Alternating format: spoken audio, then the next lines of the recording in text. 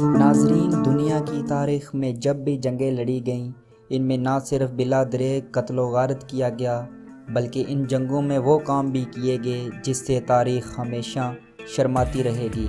ناظرین، ان جنگوں میں فاتح قوم ہاری ہوئی قوم کی عورتوں کو نہ صرف تشدد کا نشانہ بناتے تھے، بلکہ ان کے ساتھ زیادتی یعنی ریپ بھی کیا کرتے تھے۔ ریپ قدیم زمانے ہی سے جنگی ہتھیار کے طور پر استعمال ہوتا رہا ہے، جس کا مقصد دشمن کی ملکیت یعنی عورتوں کی تذلیل کر کے اپنی فتح مندی کو ثابت کرنا ہوتا تھا۔ ریپ کو تاریخ میں بطور جنگی ہتھیار کیسے استعمال کیا گیا، اس کی ایک مثال ایران کے قاجار خاندان کے بادشاہ فتح علی شاہ قاجار کی ہے، جس نے کفار کے علاقے پر حملہ کر کے اس پر قبضہ کیا تو اس کے فوجیوں نے نہ صرف مفتوحہ عورتوں کا ریپ کیا، بلکہ ان کی دائیں رانوں کی ایک رگ کاٹ کر انہیں زندگی بھر کے لیے اپاہج بھی کر دیا۔ جب بھی یہ عورتیں لنگڑا کر چلتیں تو دیکھنے والے پہچان لیتے کہ یہ وہی عورتیں ہیں جن کا ایرانی فوجیوں نے ریپ کیا تھا۔ یہ کوئی غیر معمولی مثال نہیں، پدر سری نظام کی تاریخ ایسے واقعات سے بھری پڑی ہے۔ یہودیوں نے جب فلسطین پر قبضہ کیا تو شکست خوردہ قوم کی لڑکیوں کے ساتھ یہی سلوک کیا۔ سکندر نے بھی جب غزہ پر حملہ کیا تو مردوں کو قتل کر کے یونانیوں نے ان کی عورتوں کا ریپ کیا۔ لہٰذا شکست کے بعد لوگ اپنی لڑکیوں کو جنگلوں اور پہاڑوں میں چھپا دیتے تھے تاکہ ان کی عزت محفوظ رہے۔ لیکن جدید دور میں سب سے زیادہ ظلم و ستم جاپانیوں نے کیا، جب انہوں نے دوسری جنگ عظیم میں چین پر حملہ کر کے نانکنگ شہر میں مردوں کا قتل عام کیا، جس کی تصاویر شہادت دیتی ہیں کہ شہر کے فٹ پاتھوں اور سڑکوں پر لاشیں پڑی ہوئی تھیں۔ اس کے بعد انہوں نے نوجوان لڑکیوں کو تلاش کر کے ان کا ریپ کیا، اور جب ان کو چھپا دیا گیا تو ان کی ماؤں کا ریپ کر کے لڑکیوں کے بارے میں معلومات حاصل کی۔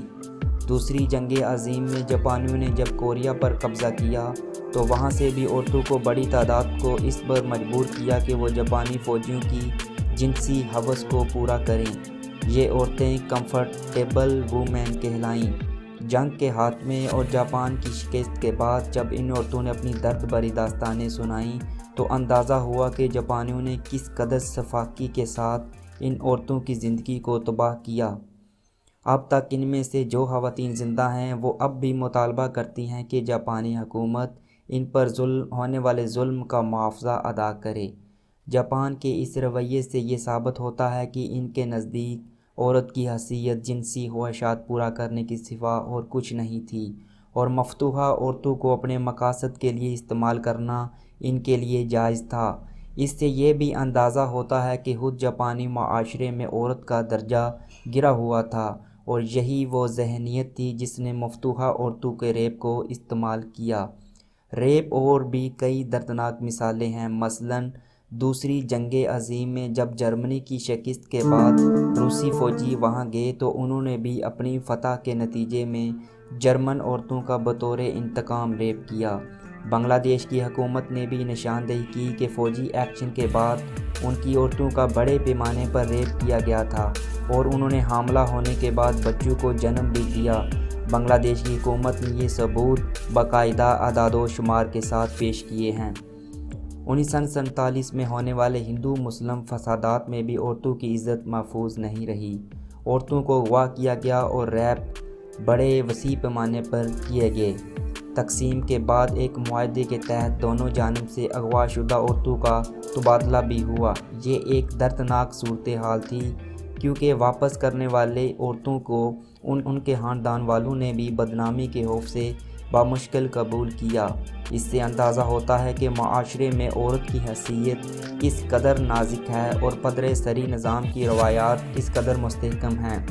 یقیناً دین اسلام ہی اس بارے میں بہتر رہنمائی فرماتا ہے۔ اسلام نے جنگ کے بہترین قوانین واضح فرمائے۔ خلیفہ اول ابو بکر صدیق رضی اللہ تعالیٰ عنہ نے شام کی طرف فوجیں روانہ کی تو ان کو 10 ہدایتیں دی تھیں: کسی عورت کو قتل نہ کرنا، بچے کو قتل نہ کرنا، بوڑھے کو قتل نہ کرنا، کسی پھلدار درخت کو نہ کاٹنا، آبادی کو ویران نہ کرنا، بکری اور اونٹ کو زخمی نہ کرنا مگر یہ کہ انہیں کھانا ہو، شہد کی مکھیوں کو نہ جلانا اور نہ ان کو بھگانا، امانت میں خیانت نہ کرنا، بزدلی نہ دکھانا۔ ناظرین، اس سے معلوم ہوتا ہے کہ اسلام نے جنگ و جہاد کو ان تمام وحشیانہ افعال سے پاک کر دیا۔